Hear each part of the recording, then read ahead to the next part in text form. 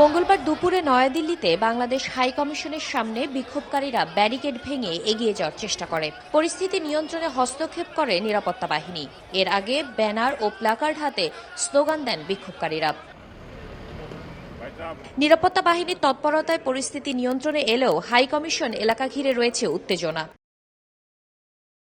এর আগে মঙ্গলবার সকালে ঢাকায় নিযুক্ত ভারতীয় হাই কমিশনারকে তলব করেন পররাষ্ট্র সচিব আসাদ আলম সিয়াম। পরে সংবাদ বিজ্ঞপ্তিতে মন্ত্রণালয় জানায়, গত ২০ ডিসেম্বরে নয়াদিল্লিতে বাংলাদেশ হাই কমিশনের পরিসীমার বাইরে এবং বাসভবনের সামনে ঘটে যাওয়া ঘটনার পাশাপাশি ২২ ডিসেম্বর শিলিগুড়িতে বাংলাদেশ ভিসা সেন্টারে উগ্রবাদী গোষ্ঠীর ভাঙচুরের ঘটনায় গভীর উদ্বেগ জানাচ্ছে বাংলাদেশ।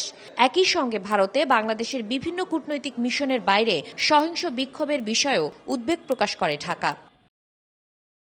কূটনৈতিক ব্যবস্থাপনায় পূর্ব পরিকল্পিত সহিংসতা এবং ভয়ভীতি প্রদর্শনের ঘটনায় তীব্র নিন্দা জানিয়ে বিজ্ঞপ্তিতে বলা হয়, এ ধরনের কর্মকাণ্ড কেবল কূটনৈতিক কর্মীদের নিরাপত্তাই ঝুঁকির মুখে ফেলে না, বরং পারস্পরিক শ্রদ্ধা, শান্তি ও সহনশীলতার মূল্যবোধকেও ক্ষুণ্ণ করে। সরকার সংশ্লিষ্ট ঘটনাগুলোর পূর্ণাঙ্গ তদন্ত এবং ভবিষ্যতে পুনরাবৃত্তি রোধে প্রয়োজনীয় ব্যবস্থা গ্রহণে দিল্লির প্রতি আহ্বান জানায়। ভারতে বাংলাদেশের কূটনৈতিক মিশন এবং সংশ্লিষ্ট ব্যবস্থাপনার নিরাপত্তা নিশ্চিতের আহ্বান জানানো হয়।